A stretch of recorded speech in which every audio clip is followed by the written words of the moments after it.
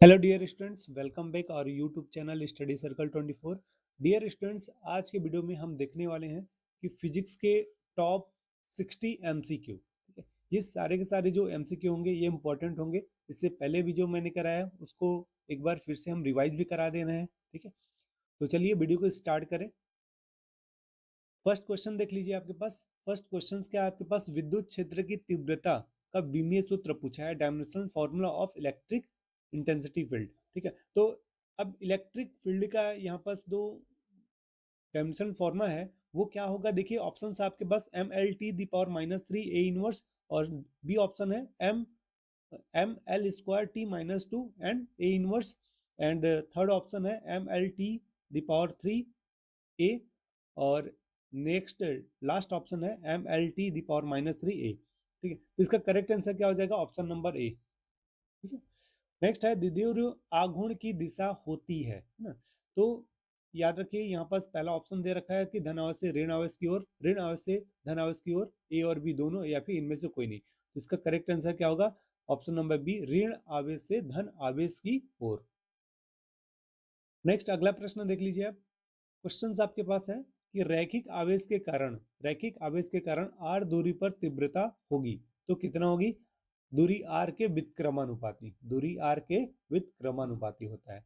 अब next question देखिए कि अभिकथन और कारण वाले दिए हुए हैं, जो अजर्सन और रीजनिंग के क्वेश्चंस है। इसमें आपको किस प्रकार से करना है ये ध्यान रखिए।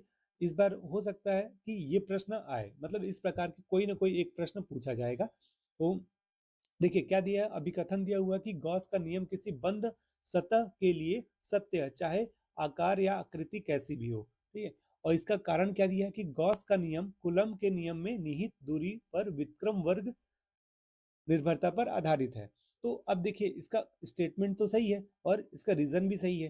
तो ऑप्शंस इस प्रकार से आपको मिलेगा, चार ऑप्शन, कि पहला ऑप्शन जैसे अभिकथन यानी स्टेटमेंट सही है, कारण सही है, और कारण स्टेटमेंट का सही व्याख्या करता है ना। दूसरा ऑप्शन देखिए कि अभिकथन सही है, कारण सही है, और लेकिन कारण अभिकथन का सही व्याख्या नहीं करता। तीसरा ऑप्शन है अभिकथन सही है लेकिन कारण गलत है। फिर चौथा ऑप्शन है अभिकथन और कारण दोनों गलत है। तो इसका अगर करेक्ट आंसर की बात करें तो ऑप्शन नंबर ए इसका करेक्ट आंसर हो जाएगा कि अभिकथन और कारण दोनों सही है, और जो कारण है अभिकथन की सही व्याख्या कर रहा है। ठीक है, तो ऑप्शन नंबर ए इसका करेक्ट आंसर हो जाएगा। नेक्स्ट हम देखते हैं कि विद्युत क्षेत्र रेखाएं कभी भी एक दूसरे को नहीं काटती है ना।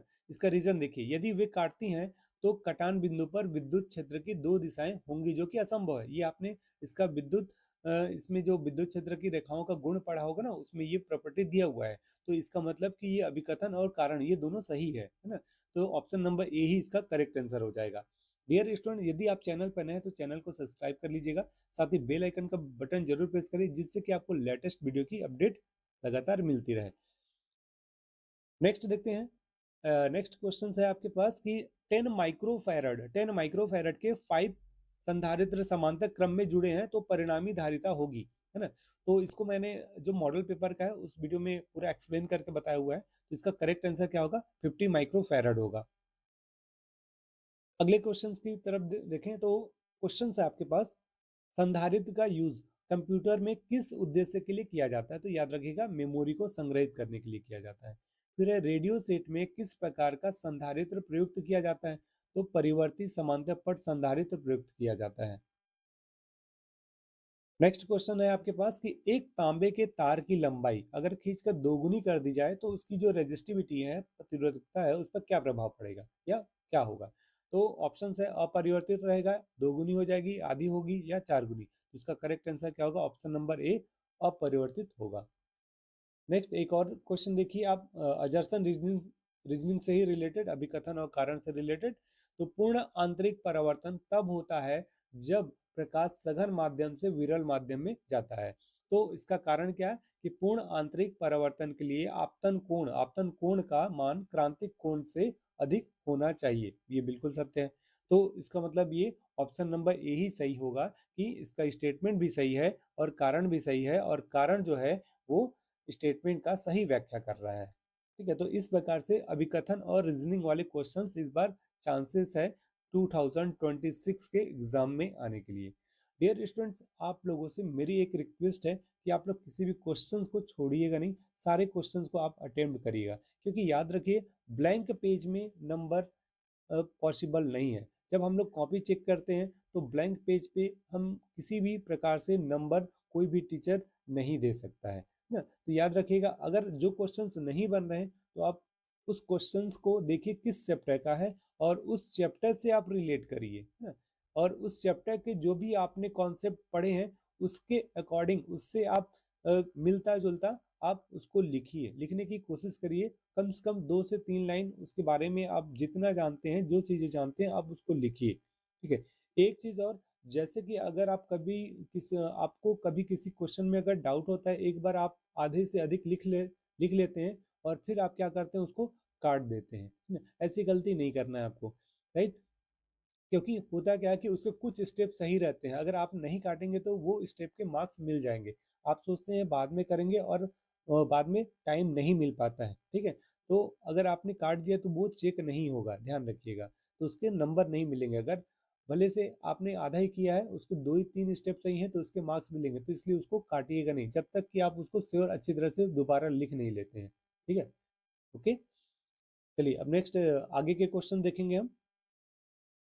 निम्न में से भौतिक राशि का ऐसा ही मात्रक आपको बताना है, ठीक है। क्या बताना है, ऐसा ही मात्रक क्या पूछा गया है कि न्यूटन पर कूलाम होता है, मतलब किस भौतिक राशि का मात्रक न्यूटन पर कूलाम होता है। तो देख लेते हैं, चलिए ऑप्शंस। विद्युत विभव दिया हुआ है, पहला ऑप्शन क्या दिया हुआ है, विद्युत विभव दिया हुआ है। तो विद्युत विभव अगर दिया हुआ है तो विद्युत विभव की बात करें तो विद्युत विभव का मात्रक क्या होता है, वोल्ट होता है। विद्युत विभव का मात्रक क्या होता है, वोल्ट, जिसको हम V से प्रदर्शित करते हैं। और इसका अगर फॉर्मूला की बात की जाए तो B is equal to W/Q होता है, राइट। और अगर हम इसके राशि कौन सी है, ये वोल्ट एक अदिश राशि हो जाएगी, स्केलर प्रोडक्ट बोलते हैं हम इसको। और अब इसके बाद आता है इसका बीमीय सूत्र। तो बीमीय सूत्र आपको देखिए सभी चीजें आपको याद रखनी है ना।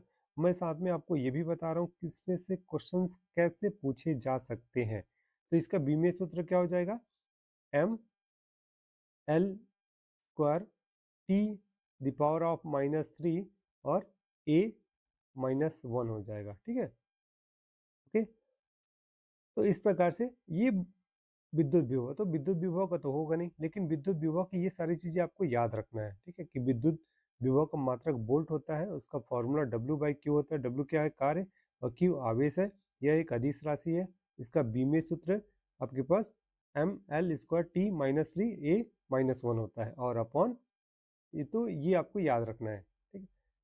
और याद रखिएगा विद्युत विभव और विभवांतर दोनों का मात्रक वोल्ट होगा, और दोनों ही क्या है, एक अदिश राशि है, और बीमीय सूत्र भी दोनों का एक समान होता है, ठीक है। अब हम बढ़ते हैं नेक्स्ट, दूसरा ऑप्शन है आपके पास विद्युत फ्लक्स दिया हुआ है, ठीक है। विद्युत फ्लक्स दिया हुआ है, तो ये क्या है, ये भी नहीं होगा, ठीक है, ये भी नहीं होगा। तो विद्युत फ्लक्स क्या है भाई, तो विद्युत फ्लक्स एक अदिश राशि होती है, राइट। विद्युत फ्लक्स क्या है, एक अदिश राशि है। और अगर इसका ऐसा ही मात्रक की बात करें, इसका ऐसा ही मात्रक, ऐसा यूनिट, तो इसका ऐसा ही मात्रक होता है न्यूटन। न्यूटन को एन से रिप्रेजेंट कर देते हैं ना, न्यूटन इंटू मीटर स्क्वायर पर कूलॉम होता है ना, ठीक है। याद रखिएगा, आप देख सकते हैं न्यूटन इंटू मीटर स्क्वायर पर कूलॉम होता है, राइट। नेक्स्ट अगर आप देखेंगे इसका बीमीय सूत्र, ठीक है, इसका बीमीय सूत्र क्या होगा, डायमेंशनल फॉर्मूला। डायमेंशनल फॉर्मूला, तो बीमीय जो सूत्र है, डायमेंशनल फॉर्मूला है, वो है आपके पास ml³ T-3 A-1, ठीक है। ये इसका फॉर्मूला होता है, ठीक है, बीमीय सूत्र। ओके, और इसका बीमीय सूत्र हो गया। अब एग्जैक्ट इसका फॉर्मूला क्या होता है, विद्युत फ्लक्स, इलेक्ट्रिक फ्लक्स को φE से रिप्रेजेंट करते हैं, और इसका फॉर्मूला हो गया E/ds। E/ds, E क्या है यहाँ पास, इंटेंसिटी ऑफ इलेक्ट्रिक फील्ड, और ds एक सरफेस के लिए रिप्रेजेंट किया जाता है, यानी पृष्ठ के लिए, ठीक है। अब अगले ऑप्शंस की तरफ बढ़ते हैं। अगला ऑप्शन है आपके पास विद्युत क्षेत्र की तीव्रता। यस, ये जो आपके पास प्रश्न दिया हुआ है कि इसका ऐसा ही मात्रक क्या होगा, न्यूटन प्रति कूलम किसका है, तो ये विद्युत क्षेत्र की तीव्रता का मात्रक है, ठीक है। तो ऑप्शन नंबर सी आपका सही आंसर होगा। और अगर इसके अलावा अगर ये पूछा गया आपसे कि विद्युत क्षेत्र की तीव्रता कौन सी राशि है, तो आपको बताना है सदिश यानी वेक्टर क्वांटिटी है ना। Electric field intensity is a vector quantity. And इसका डायमेंशनल फॉर्मूला अगर पूछा जाएगा ना, डायमेंशनल फॉर्मूला इट मीन्स बीमीय सूत्र, तो इसका बीमीय सूत्र क्या होगा, M L T the power of -3 and A -1। ठीक है, ये इसका डायमेंशनल फॉर्मूला होगा। ठीक है, तो देखिए जनरली मैं चारों ऑप्शंस को पूरा डिटेल के साथ बता दे रहा हूँ, जिससे कि आपको अगर विद्युत विभव से भी अगर कोई क्वेश्चंस बनते हैं तो कुछ इसी प्रकार से पूछा जाएगा। उसका मात्रक पूछा जा सकता है, ठीक है, और इसका बीमीय सूत्र पूछा जा सकता है, डायमेंशनल फॉर्मूला, राइट, ये कौन सी राशि है, सदिश है, सदिश, ये पूछा जा सकता है। ठीक है, चलिए नेक्स्ट क्वेश्चन देखते हैं। अब देखिए ये बहुत इंपॉर्टेंट ये हो जाता है, क्योंकि इस बार देखिए 2026 के लिए आपको पैटर्न चेंज किया गया है। ठीक है, यानी NCERT base it mean CBSE का जो पैटर्न है उसको फॉलो किया गया है। तो ये हमारे सीजी बोर्ड में इस टाइप के क्वेश्चंस नहीं आते थे, बट अगर इस बार जो पैटर्न यूज़ किया जा रहा है सीबीएसई का, एनसीईआरटी का, तो ऐसे क्वेश्चंस 100% श्योर है आएंगे। ठीक है, यानी इसको बोला जाता है अजर्सन रीजन वाले क्वेश्चंस। इससे पहले आपने 11th में या 10th में ऐसे क्वेश्चंस नहीं देखे होंगे, ये आप लोगों के लिए इस टाइप के क्वेश्चंस नए होंगे, बट ये मैं आपको बता दूं हर एक पेपर में इस प्रकार के क्वेश्चंस आएंगे, और खासकर फिजिक्स, मैथ और केमिस्ट्री में तो श्योर है ऐसे क्वेश्चंस आएंगे, क्योंकि जितने भी कंपटीशन एग्जाम है उनमें ये क्वेश्चन पूछे जाते हैं। जैसे कि आपके पास आफ्टर 12th जो आपके पीईटी और सीयूटी के एग्जाम और पीपीटी का एग्जाम जितने भी हो रहे हैं आफ्टर 12th बेस, तो इन सब में आपके क्वेश्चन पूछे जाते हैं। ठीक है, तो देखिए सबसे पहले ये जो प्रश्न दिया हुआ है अजर्सन यानी स्टेटमेंट दिया हुआ है, एक चालक का प्रतिरोध, प्रतिरोध को आर से दर्शाते हैं, उसकी लंबाई यानी एल में वृद्धि के साथ बढ़ता है। ठीक है, इसका रीजन क्या दिया हुआ है, रीजन ये दिया हुआ है कि प्रतिरोध चालक की लंबाई के अनुक्रमानुपाती होता है। ठीक है, तो अपने आप में अगर ये देखेंगे ये स्टेटमेंट यानी जो स्टेटमेंट ए है आपका अजर्सन है, ये बिल्कुल करेक्ट है। ठीक है, और इसके बाद इसका रीजन जो दिया हुआ है प्रतिरोध चालक के लंबाई के अनुक्रमानुपाती होता है। ठीक है, तो यानी आर जो है एल के इज अ प्रोपोर्शनल पे होगा, तो ये भी अपने आप में ये सही स्टेटमेंट दिया गया है। ठीक है, तो इसके अकॉर्डिंग अगर देखेंगे तो ये आपके पास ऑप्शन नंबर जो इसका ए, ठीक है, ए और आर दोनों सत्य है और आर ए की व्याख्या करता है, ये करेक्ट आंसर हो जाएगा। ठीक है, नेक्स्ट देख, इसका जो फॉर्मूला है ना R is a proportional L होता है। ठीक है, इसके प्रॉपर्टीज में आपने पढ़ा होगा, और इसके लिए चालक के अनुप्रस्थ परिच्छेद के लिए अगर होगा तो उसका जो क्रॉस सेक्शनल एरिया होता है उसके लिए फॉर्मूला हो जाता है, मतलब इसी का जो सेकंड कंडीशन है R is a proportional L by A, right. फिर उसके बाद टेम्परेचर पर डिपेंड करता है। तो अगर ये आपको इसके प्रॉपर्टीज याद होंगे यानी इसके जो प्रभावित करने वाले कारक अगर याद होंगे तो ये ऑलरेडी आपको बन जाएगा। और इस प्रकार के जो क्वेश्चन पूछे जाएंगे इसके लिए आपको काफ़ी अच्छे से डिटेल मालूम होना चाहिए उस क्वेश्चंस के बारे में, तभी आप इसको करेक्ट आंसर बना सकते हैं, है ना। अदरवाइज देखिए अगर इसके सेकंड ऑप्शन की तरफ देखें तो क्या दिया है, ए और आर दोनों सत्य है लेकिन आर ए की व्याख्या नहीं करता है, और तीसरा ऑप्शन ये दिया है कि ए सत्य है लेकिन आर असत्य है, और ए सत्य है लेकिन आर सत्य है ना। तो इस प्रकार से ये क्वेश्चंस दिए जाते हैं। तो ऐसे क्वेश्चंस मैं आपको आगे और भी जब मॉडल पेपर में आपको और सेट लेकर आऊँगा तो उसमें ऐसे क्वेश्चंस मैं आपको ज़रूर कराऊँगा। ठीक है, अब अगले क्वेश्चन की तरफ बढ़ते हैं। अमीटर, अमीटर का प्रतिरोध एस दिया हुआ है, ठीक है, और वोल्ट मीटर का प्रतिरोध आर दिया हुआ है, और धारामापी का प्रतिरोध जी है। तो इस संबंध, इसमें संबंध होगा, तो कौन सा संबंध होगा ये हमको बताना है यहाँ पर। तो अगर आप देखें इसको तो सबसे पहले अगर आप देखेंगे तो इसमें क्या क्या दिया हुआ है उसको देख लीजिए कि R is a greater than G is a greater than S, और दूसरा ऑप्शन है जी, जी क्या है, धारामापी का प्रतिरोध, आर वोल्ट मीटर का प्रतिरोध, और एस जो है अमीटर का प्रतिरोध दिया हुआ है ना। यहाँ पर संड का भी प्रतिरोध दे सकता है, क्योंकि जनरली हम जो संड का प्रतिरोध हम एस यूज करते हैं। ठीक है, और इसी प्रकार से तीसरा ऑप्शन दिया हुआ है S is a greater then R is a greater then G, और लास्ट वन ऑप्शन है आपके पास S is a greater then G is a greater then R। तो इसका जो करेक्ट आंसर हो गया ना, ये आपके पास option number A correct answer होगा। ठीक है, ध्यान रखिएगा, आपको आगे के कभी ऐसा क्वेश्चन मिल सकता है, क्योंकि जनरली हमारे पास अमीटर का जो प्रतिरोध जो यहाँ एस दिया हुआ है, ये शंट के लिए भी यूज किया जाता है। ठीक है, शंट का प्रतिरोध को हम क्या करते हैं, एस से दर्शाते हैं। ठीक है, और आगे आपको फिर उधर जी के लिए मिलेगा, है ना, जब आप इसका अगर शंट के लिए आप अगर डेरिवेशन करेंगे तो उसमें एक फॉर्मूला दिया हुआ है इसके लिए। ठीक है, तो इसका option number A correct answer हो जाएगा। नेक्स्ट क्वेश्चंस की तरफ बढ़ते हैं। Question number 4, E is equal to 100 sine 314t वाले प्रत्यावर्ती विभव का स्रोत का आवृत्ति बताना है। The frequency of an alternating voltage source E is equal to 100 sine 314 t is. तो ये क्या हो सकता है, देखिए इसका फॉर्मूला जनरली क्या होता है, E इज इक्वल टू, का फॉर्मूला अगर हम देखेंगे, इसका जो फॉर्मूला है आपके पास, E is equal to E naught sine omega T होता है ना, राइट। इसका क्वेश्चन पूछा गया प्रत्यावर्ती विभव स्रोत की फ्रीक्वेंसी यानी आवृत्ति बताना है आपको। ठीक है, तो यहाँ जब आवृत्ति अगर पूछा गया है तो इसके अकॉर्डिंग ई नॉट की वैल्यू कितनी हो जाएगी, 100, है ना, राइट। और omega T, right, omega T की वैल्यू यानी ओमेगा की वैल्यू कितनी हो गई आपके पास, 314, राइट। अब ओमेगा क्या है, एंगुलर वेलोसिटी है, ओमेगा की वैल्यू कितनी होती है, 2 पाई एफ होती है। ठीक है, एफ क्या है यहाँ पास, फ्रिक्वेंसी है, राइट। तो जब फ्रिक्वेंसी है तो हमको फ्रिक्वेंसी फाइंड करना है, तो F is equal to omega upon 2 pi हो जाएगा। ठीक है, क्या होगा, F equal to, F is equal to omega upon 2 pi. Omega की वैल्यू 314 और 2 इंटू 3.14।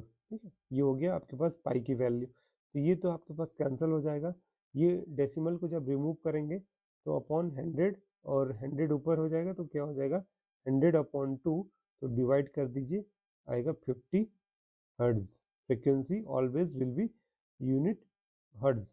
ठीक है, जो फ्रिक्वेंसी है उसको हम हर्ट्ज में मेजरमेंट करते हैं, तो इसका करेक्ट आंसर आएगा 50 हर्ट्ज, राइट।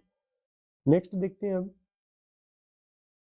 अगला क्वेश्चन है, 4000 अंगस्ट्रॉन से 7000 अंगस्ट्रॉन तरंग दैर्ध्य वाले विद्युत चुंबकीय तरंग है। ठीक है, तो देखिए क्या दिया हुआ, 4000 अंगस्ट्रॉन और इससे 7000 अंगस्ट्रॉन, तो इसके बीच में याद रखिएगा हमेशा 7 और 400 यानी 4000 और 7000 के बीच जो आपके पास विजिबिलिटी बनती है वो होती है विजिबल रे के लिए। ठीक है, इसके लिए विजिबल रे यानी दृश्य किरणें के लिए।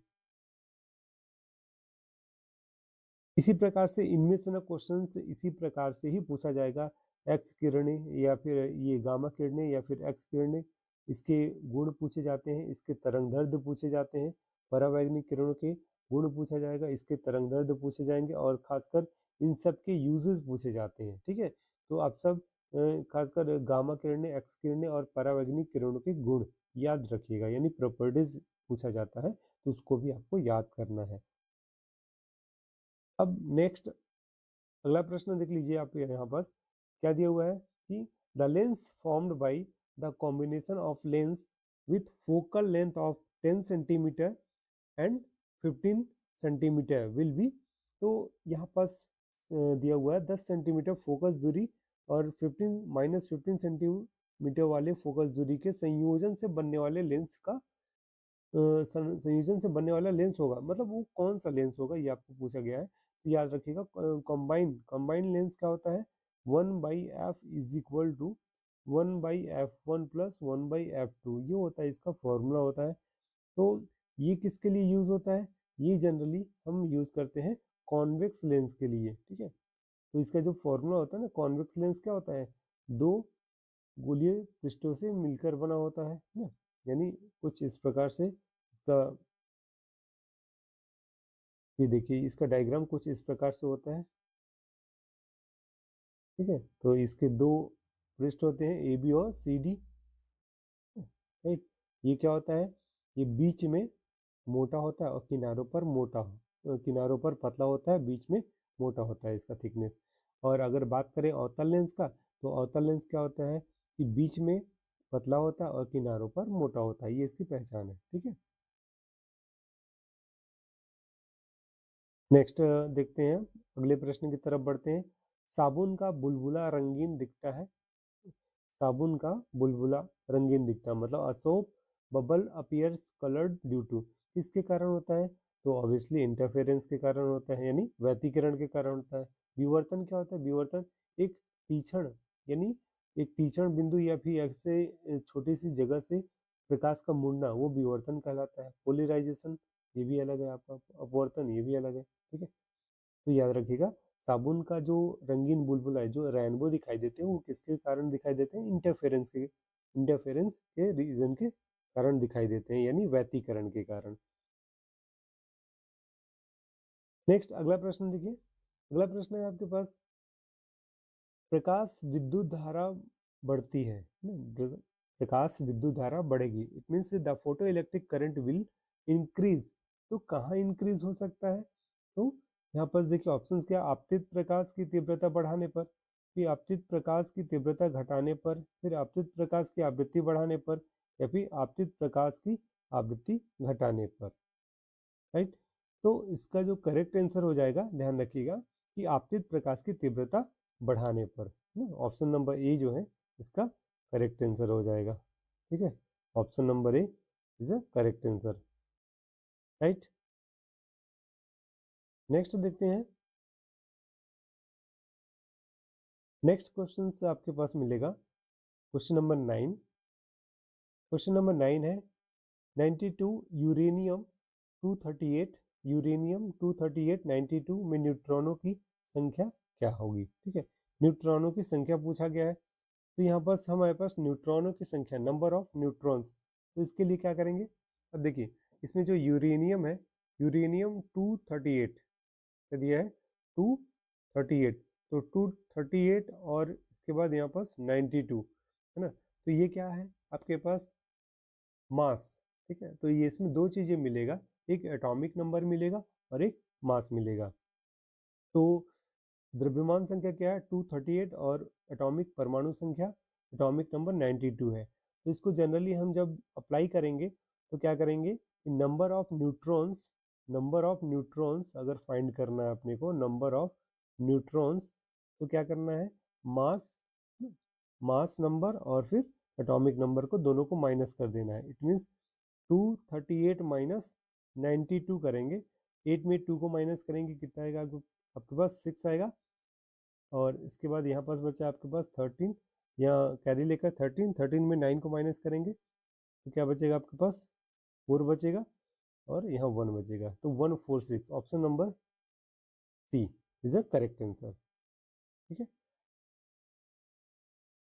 नेक्स्ट आपके पास क्वेश्चन पूछा गया है कि एन प्रकार के अर्धचालक में बहुसंख्यक आवेश वाहक हैं, ठीक है, एन प्रकार के, तो व्यूअर्स होल नहीं हो सकता है, क्योंकि वो क्या होता है, इन्हीं दो के बीच में पाए जाते हैं, यानी धनात्मक और ऋणात्मक जो आवेश होते हैं उनके बीच में पाया जाता है। नेक्स्ट है इलेक्ट्रॉन, तो यस, ये इसका करेक्ट आंसर हो जाएगा, ऑप्शन नंबर बी इलेक्ट्रॉन, ठीक है। एन प्रकार के जो बहुसंख्यक आवेश है, या फिर एन प्रकार के अर्धचालक में बहुसंख्यक आवेश वाहक किस रूप में होते हैं, इलेक्ट्रॉन्स के फॉर्म में होते हैं।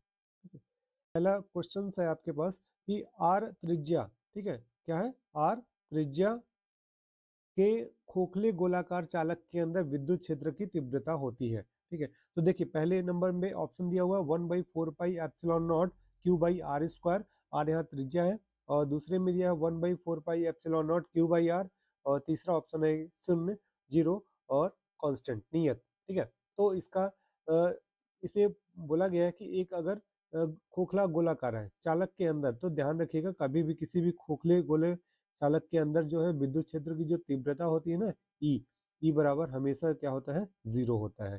तो ऑप्शन नंबर सी इसका करेक्ट आंसर हो जाएगा। अब नेक्स्ट अगला प्रश्न है आपके पास कि 10 माइक्रोफैरड के दो संधारित्र श्रेणी क्रम में जुड़े हुए हैं, ठीक है, परिणामी धारिता आपको बताना है, राइट।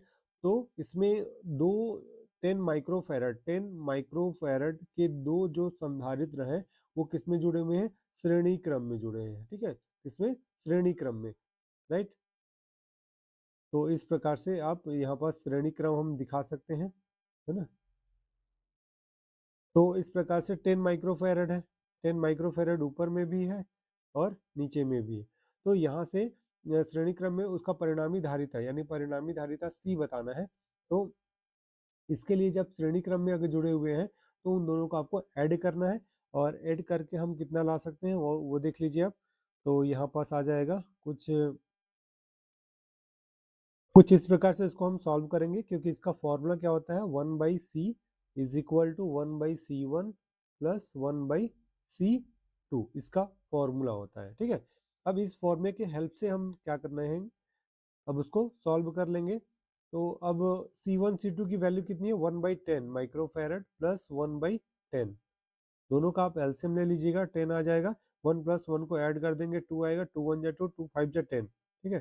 तो 1/c इज इक्वल टू कितना आ गया, 1/5 आ जाएगा। अब उसके आगे क्या करना है, आपको क्रॉस मल्टीप्लाई कर देना है। तो 5 का 1 से होगा और c का 1 से, तो c is equal to 5 microfarad आ जाएगा। c इज इक्वल टू कितना आएगा, 5 माइक्रोफैरड। तो ऑप्शन नंबर देख लीजिए, आपके पास c सही है, ठीक है। नेक्स्ट अगला क्वेश्चन देख लीजिए।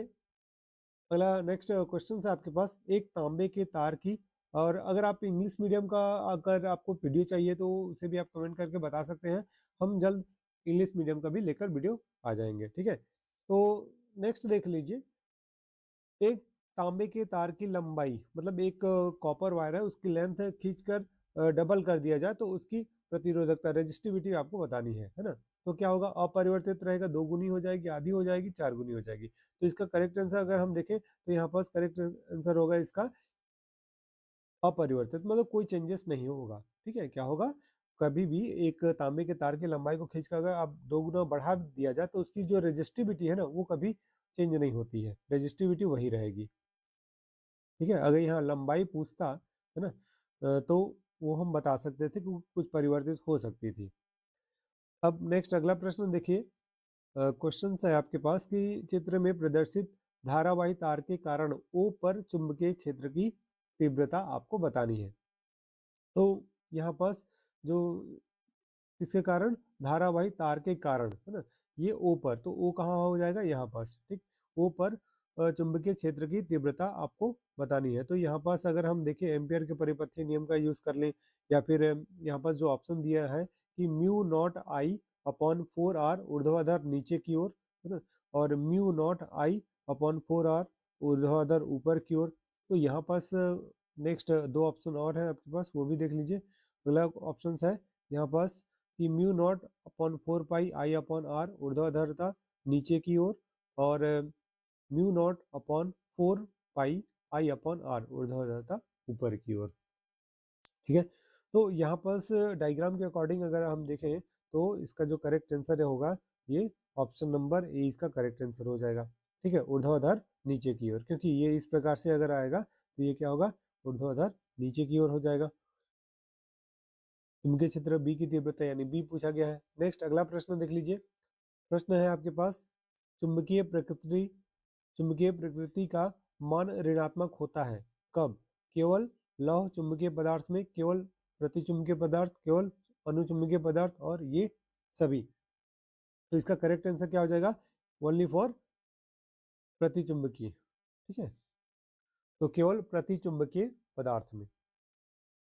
अगला प्रश्न, लेंज का नियम, ये काफी इंपॉर्टेंट क्वेश्चन है। लेंज का नियम किसके संरक्षण के सिद्धांत पर किसके संरक्षण के सिद्धांत का परिणाम है, ठीक है, संवेग, ऊर्जा, धारा या फिर आवेश। तो इसका आप कमेंट करके बताइएगा कमेंट बॉक्स में, ठीक है, क्योंकि काफी इंपॉर्टेंट क्वेश्चन हो जाता है, और ये बहुत इंपॉर्टेंट, और दूसरा ये इजी भी है। अगला प्रश्न देखिए, क्वेश्चन नंबर 7, विद्युत चुम्बकीय तरंगों के इतिहास में किसका नाम नहीं है ना, विद्युत चुम्बकीय तरंगों, मार्कोनी का, हर्ट्ज का, जगदीश चंद्र बोरा और सीवी रमन। हालांकि जगदीश चंद्र बोस होना चाहिए। तो अब इनमें से आपको बताना है कि किसका विद्युत चुंबकीय तरंगों के इतिहास में नाम नहीं है। तो आप भी जान रहे हैं ये सीवी रमन है ना। तो सीवी रमन रमन इफेक्ट के लिए जाने जाते हैं कि इन्होंने रमन इफेक्ट की खोज की थी, है ना। तो ऑब्वियसली ये जो सीवी रमन है इनका विद्युत चुंबकीय तरंगों के इतिहास में नाम नहीं है। ठीक है। प्रश्न है, यदि किसी लेंस के लिए लेंस की फोकस दूरी f मीटर है तो उसकी क्षमता कितना होगा। ठीक है। तो फोकस दूरी क्या बोला गया है आपके पास, f। तो f के लिए अगर फोकस दूरी यहाँ दिया हुआ है तो उसकी लेंस की जो उसकी क्षमता बोला गया, तो क्षमता कितना होगा ध्यान रखिएगा, 1/f डाईऑप्टर। लेंस की क्षमता का मात्रक डाईऑप्टर होता है, और अगर फोकस दूरी दिया हुआ है किसी लेंस की फोकस दूरी f, तो उसकी क्षमता कितनी होगी, 1/f डाईऑप्टर हो जाएगा। ओके।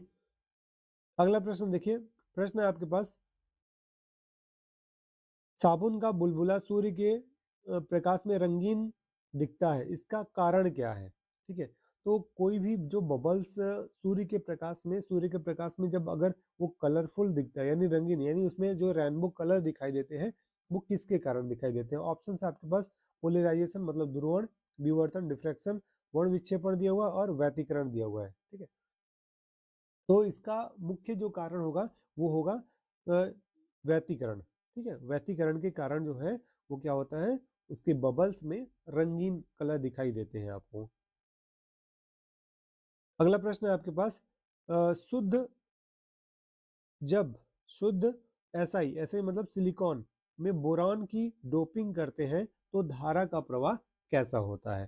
तो ऑप्शंस है, इलेक्ट्रॉन से, वीवर से, और न्यूट्रॉन से, प्रोटॉन से। तो आप ध्यान रखिएगा, जब आप निज अर्धचालक पढ़े हैं, है ना, तो कुछ इस प्रकार से उसमें दो चीजें बताया गया था आपको, एक जर्मेनियम के लिए और एक सिलिकॉन के लिए। आउटर मोस्ट इलेक्ट्रॉन में ये 4 एक प्रकार से बंद बनाकर दिखाते हैं, यानी एक डॉपिंग के थ्रू होता है। तो इसका जो मेन इसका आंसर हो जाएगा वो होगा आपके पास ऑप्शन नंबर बी, बीवर से। ठीक है। बीवर मतलब होता है होल, है ना, बीवर या होल बोला जाता है। में किसी आवेशित खोखले चालक किसी आवेशित खोखले धातु के गोले के भीतर किसी बिंदु पर विद्युत क्षेत्र की तीव्रता क्रमशः होती है। तो इसका सीधा सीधा आंसर यही होगा, कोई भी अगर आपके पास स्फेरिकल हॉलो सेल है और इसके अंदर कभी भी अगर इलेक्ट्रिक फील्ड पूछा जाता है तो याद रखिएगा हमेशा क्या होता है, जीरो होता है। ठीक है, राइट, हमेशा जीरो होगा। करेक्ट। तो इस प्रकार से इसका ऑप्शन नंबर क्या हो जाएगा, बी। ठीक है, शून्य और नियतांक कांस्टेंट बना होता है।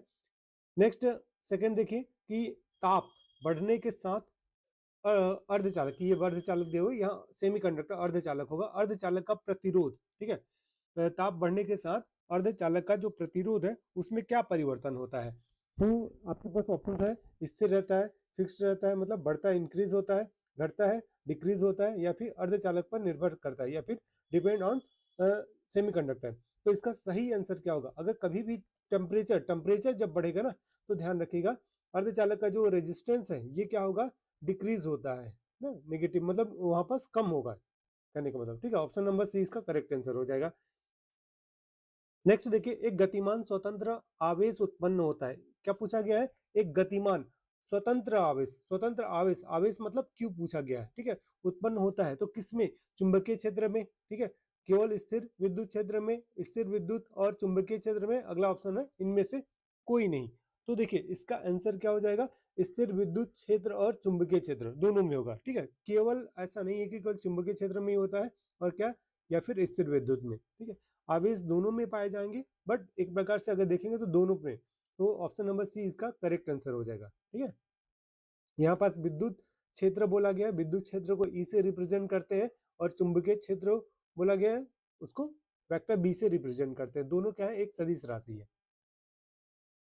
नेक्स्ट क्वेश्चन नंबर 4 देखिए आपके पास, एक चुंबक बंद चालक के निकट स्थित है, चालक में धारा उत्पन्न की जा सकती है। ठीक है, एक चुंबक है, बंद चालक के अंदर निकट स्थित है मतलब उसके पास में स्थित है, कोई भी कंडक्टर दिया हुआ है, मान लेते हैं ये आपके पास कंडक्टर है और इसके नीचे है ना, या फिर इसके पास में स्थित है, और धारा उत्पन्न की जा सकती है, मतलब उसमें जो अगर हम देखें करंट पूछा गया है, करंट, ठीक है, तो कब होगा, केवल चालक गतिशील हो तब, या फिर केवल चुंबक चुंबक गतिशील हो, यानी जब केवल सिर्फ और सिर्फ मैग्नेटिक डायनेमिक अवस्था में होगा, या फिर वो मूवमेंट में होगा, या फिर क्वेश्चन ऑप्शन सी है चालक और चुंबक के मध्य आपेक्षिक गति हो, ऑप्शन नंबर डी चालक व चुंबक दोनों गतिशील हो, मतलब कंडक्टर और मैग्नेट दोनों गतिशील है।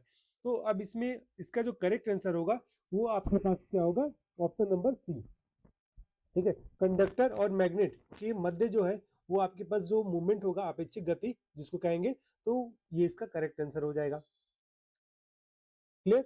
नेक्स्ट देखें, क्वेश्चन नंबर 5 आपके पास है, निम्नलिखित में से विद्युत चुंबकीय वर्ण क्रम में नहीं है, ठीक है, गामा किरणें, एक्स किरणें, बीटा किरणें, सूक्ष्म सूक्ष्म किरणें, मतलब माइक्रो इसको माइक्रोब्स रे बोलते हैं उसको, है ना, gamma rays, X rays, beta rays और माइक्रो रेज। तो अब इनमें से जो करेक्ट आंसर है इसका क्या हो जाएगा, ये बीटा बीटा रेज, ठीक है, इसमें क्या है, विद्युत चुंबकीय वर्णक्रम नहीं पाए जाते हैं ना, इलेक्ट्रोमैग्नेटिक जो स्पेक्ट्रम है वो इसमें नहीं मिलता है। क्वेश्चन है आपके पास, क्वेश्चन नंबर 6 है कि पानी में वायु का बुलबुला कार्य करता है, ठीक है, पानी में वायु का बुलबुला किस प्रकार से कार्य करेगा, ये लाइट वाले चैप्टर से है आपके पास ये क्वेश्चंस।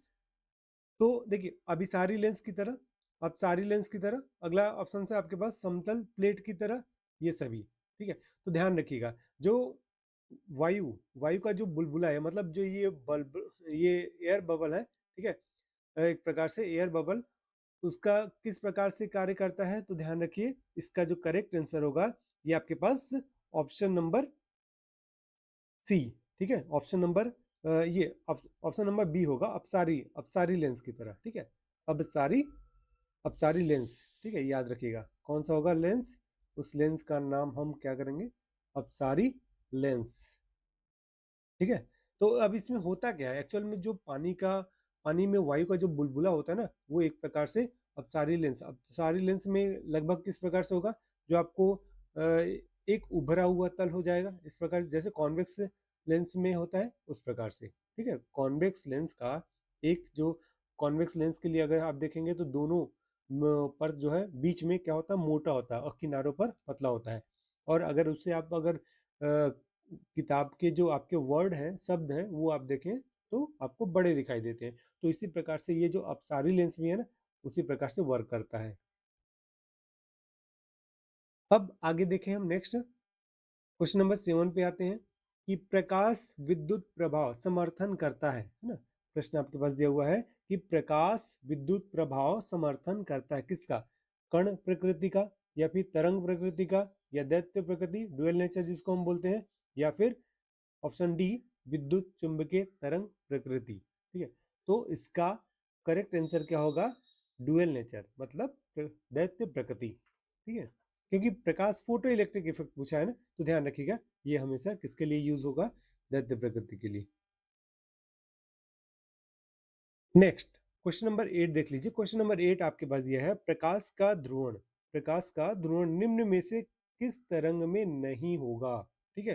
तो फर्स्ट क्या दिया हुआ है, साउंड दिया हुआ है, एक्स वेव दिया हुआ है, एक्स तरंग दिया हुआ है, फिर गामा तरंग दिया हुआ है, और लघु तरंग दिया हुआ है। तो इसमें देखिए क्वेश्चन क्या पूछा है, नहीं होगा, ठीक है, प्रकाश का ध्रुवण निम्न में से किस तरंग में नहीं होगा, नहीं होगा पूछा है ना, तो ध्यान रखिएगा ये तीनों में जो है ना, यानी एक्स तरंग, गामा तरंग, लघु तरंग, इनमें प्रकाश ध्रुवण होगा, ठीक है, प्रकाश का ध्रुवण होता है, लेकिन ध्वनि में नहीं होता, ठीक है, प्रकाश का ध्रुवण में ध्वनि में कोई तरंग नहीं होगा।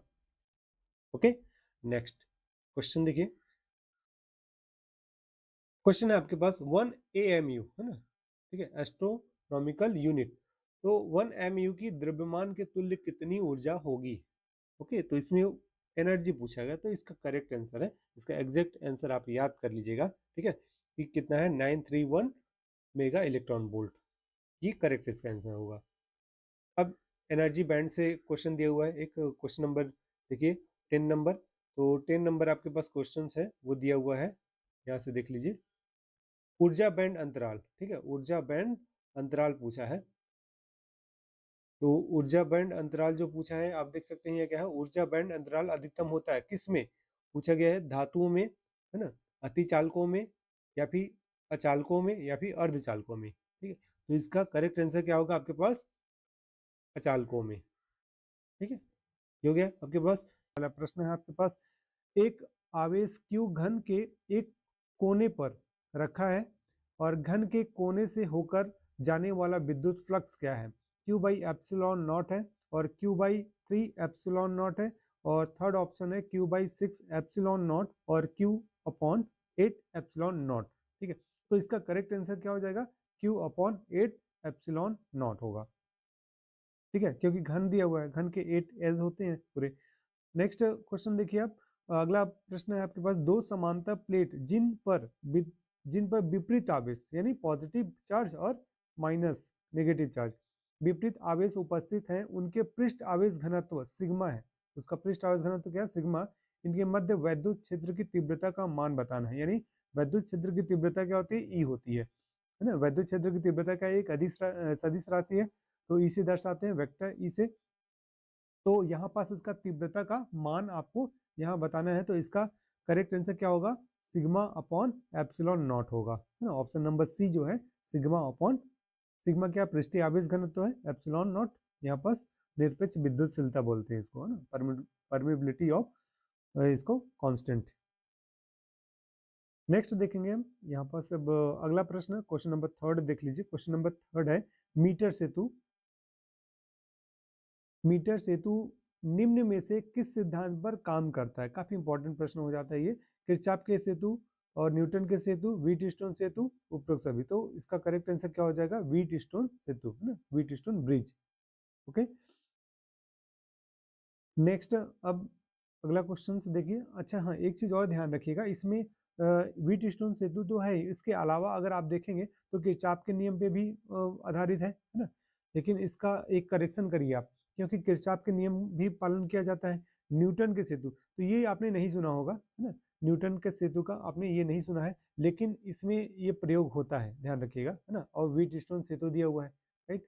तो ये अगर हम चौथा ऑप्शन देखेंगे, इसका करेक्ट ऑप्शन होगा उपरोक्त सभी, ऑल ऑफ दिस। ठीक है, नेक्स्ट अगला प्रश्न देखिए, प्रतिचुंबकीय दिया हुआ है, प्रतिचुंबकीय पदार्थ का चुंबकीय आघूर्ण कितना होगा, एक से बहुत अधिक, एक, या फिर 0 और 1 के बीच होगा, शून्य होगा, या फिर, तो इनमें से हम देखेंगे सबसे करेक्ट आंसर क्या हो सकता है आपके पास, ऑप्शन नंबर डी, 0 होगा। ठीक है, प्रतिचुंबकीय पदार्थ बोला गया है, तो उसका जो चुंबकीय आघूर्ण है यानी टाउ है, वो क्या होगा, 0 हो जाएगा। अगला प्रश्न है आपके पास अन्योन्य प्रेरकत्व के लिए है, ठीक है, कि अन्योन्य प्रेरकत्व का मात्रक पूछा है, क्या होता है, वेबर और ओम, हेनरी और गॉस। ठीक है, तो प्रेरकत्व पूछा है ना, तो प्रेरकत्व के लिए ध्यान रखिएगा वो हेनरी होगा, वेबर किसका होगा, फ्लक्स का हो जाएगा, चुंबकीय फ्लक्स के लिए। ठीक है, जो आप मैग्नेटिक चुंबकीय क्षेत्र की तीव्रता भी निकालते हैं ना, उसका वेबर होता है। और ओम किसका होता है, प्रतिरोध का होता है। गॉस, ये जो आपका चुंबकीय क्षेत्र के लिए, उसको हम गॉस भी उसका मात्रक होता है, तो ध्यान रखिएगा। तो यहाँ पास अन्योन्य प्रेरकत्व जिसको हम एल से दर्शाते हैं, तो इसका जो मात्रक है वो क्या है, हेनरी, हेनरी को एच से दर्शाएंगे। ठीक, अगला प्रश्न देखते हैं। डियर स्टूडेंट्स, यदि आपने COT 2026 का एग्जाम फॉर्म फिल कर लिया है, तो आपको इसी चैनल के माध्यम से आपको उसकी तैयारी करने को भी मिलेगा। और साथ ही अगर आप CG BSc nursing, CG Chhattisgarh state government का जो छत्तीसगढ़ BSc नर्सिंग का एंट्रेंस एग्जाम होता है उसकी तैयारी करना चाहते हैं, इसके अलावा PET है, PPST है, और या फिर PAT एग्रीकल्चर के लिए, या PPT का, इन सब की तैयारी करना चाहते हैं, तो आप हमारे चैनल के साथ जुड़े रहें। और यदि आप चैनल पर नए हैं तो चैनल को सब्सक्राइब कर लीजिए, साथ ही बेल आइकन का बटन जरूर प्रेस कीजिए, जिससे कि आपको लेटेस्ट वीडियो की अपडेट मिलती रहेगी। ठीक है, तो ये जितने भी एंट्रेंस एग्जाम होगा जो कि आपके आफ्टर 12th आपको एडमिशन लेना है, तो उसके लिए हम आपकी तैयारी कराएंगे। ठीक है, लगातार हम 4 सालों से तैयारी कराते आ रहे हैं, इस बार भी हम कराएंगे। ठीक है, तो उसका आपको टेंशन नहीं लेना है। ठीक है, उसके बारे में मैं जैसे एग्जाम कंप्लीट होता है मैं सारा चीज डिटेल आप लोग को बताऊंगा। ठीक है, तो चलिए अब नेक्स्ट क्वेश्चन देखते हैं। क्वेश्चन नंबर 6 देखिए, एक्स तरंग से ज्यादा आवृत्ति की तरंग है प्रकाश तरंग, सूक्ष्म, अवरक्त और गामा तरंग। ठीक है, तो इसका करेक्ट आंसर क्या होगा? एक्स तरंग के लिए बोला है तो गामा तरंग होगा। अब क्वेश्चन नंबर 7 देख लीजिए। क्वेश्चन नंबर 7 है आपके पास कि अपवर्तन की घटना में निम्न में क्या अपरिवर्तित होता है? अपवर्तन की घटना है ना, तो इसमें तीव्रता, आवृत्ति, तरंग लंबाई और चाल। ठीक, तो इसमें तीव्रता और आवृत्ति के लिए पूछा है, तो इसका करेक्ट आंसर हो जाएगा आपके पास फ्रीक्वेंसी। फ्रीक्वेंसी अपरिवर्तित रहता है, वो नहीं बदलता है। ठीक है, अगला प्रश्न है कि यंग के प्रयोग में यदि प्रकाश की तरंग दैर्ध्य, जिसको हम लेमडा से दर्शाते हैं, दोगुनी कर दी जाए तो फ्रिंज की चौड़ाई है ना, बी, बीटा में क्या प्रभाव पड़ेगा? मतलब फ्रिंज की चौड़ाई वही रहेगा, दोगुनी हो जाएगी, आधी रह जाएगी या फिर 4 गुना हो जाएगा। तो इसका करेक्ट आंसर हो जाएगा दोगुना हो जाएगा। अगला प्रश्न है, फोटोन की ऊर्जा पूछा है, फोटोन की ऊर्जा। ठीक है, जो कि हम एच न्यू से भी रिप्रेजेंट करते हैं। तो फोटोन की ऊर्जा क्या हो जाएगा? H new. एच क्या है यहाँ पास? एच है प्लांक कांस्टेंट, है ना, प्लांक कांस्टेंट, प्लांक नियतांक बोलते हैं उसको, प्लांक कांस्टेंट। और फिर आपके पास न्यू, ये न्यू, न्यू क्या है? फ्रिक्वेंसी है, आवृत्ति बोलते हैं उसको, फ्रिक्वेंसी और आवृत्ति, फ्रिक्वेंसी उसको बोलते हैं। ठीक है, याद रखिएगा। नेक्स्ट, अब क्वेश्चन नंबर 10 देख लीजिए। पीएन संधि डायोड बोला गया है। पीएन संधि डायोड की अग्र अभिनत, है ना, अग्र अभिनत और पश्च अभिनति में व्यवस्थाओं में डायोड के प्रतिरोध का अनुपात पूछा है। डायोड का प्रतिरोध का अनुपात पूछा है ना, आर पूछा गया है।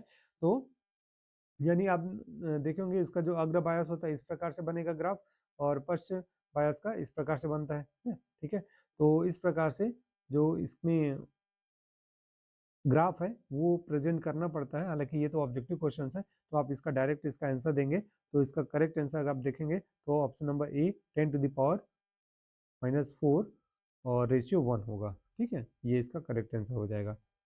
पहला प्रश्न है कि रैखिक आवेश के कारण आर दूरी पर तीव्रता होगी, तो तीव्रता को ई से दर्शाते हैं। ठीक है, तो यहाँ पास रैखिक आवेश के कारण, तो रैखिक आवेश के कारण दूरी क्या दिया है? आर। तो अब आपके पास ऑप्शन क्या है कि दूरी आर के समानुपाती, दूसरा ऑप्शन है दूरी आर के व्युत्क्रमानुपाती, तीसरा ऑप्शन है दूरी आर के वर्ग के समानुपाती, चौथा है दूरी आर के वर्ग के व्युत्क्रमानुपाती। ठीक है, तो इसका सही आंसर क्या होगा कि व्युत्क्रमानुपाती। ठीक है, दूरी आर के व्युत्क्रमानुपाती हो जाएगा। ठीक है, इज अ प्रोपोर्शनल 1/r हो जाएगा। करेक्ट। अब नेक्स्ट आंसर हम देखते हैं यहाँ पास कि इलेक्ट्रॉन वोल्ट द्वारा मापा गया या मापा जाता है आवेश, ऊर्जा, विभवांतर और धारा। तो देखिए इलेक्ट्रॉन वोल्ट पूछा है ना? तो वोल्ट के लिए हम क्या यूज करेंगे इसमें? वोल्ट के लिए हम इसमें यूज करेंगे एक प्रकार से ऊर्जा। ठीक है, इलेक्ट्रॉन वोल्ट जो आता है ना, तो एनर्जी में हम उसको कन्वर्ट करते हैं, एनर्जी में मेजरमेंट करते हैं। तो इलेक्ट्रॉन वोल्ट का यहाँ पास हो जाएगा, करेक्ट आंसर हो जाएगा ऊर्जा होगा। ठीक है, नेक्स्ट अगला प्रश्न है, निर्वात की चुंबकशीलता पाई नॉट या फिर म्यू नॉट की वैल्यू होती है। राइट, याद रखिएगा। तो अब इसके लिए इसका जो करेक्ट आंसर होगा, देखिए ऑप्शन क्या, 10⁻⁻7 दिया हुआ है, 9 × 10⁻9 दिया हुआ है, फिर 4 पाई × 10⁻7 दिया हुआ है। तो यही इसका करेक्ट आंसर होगा।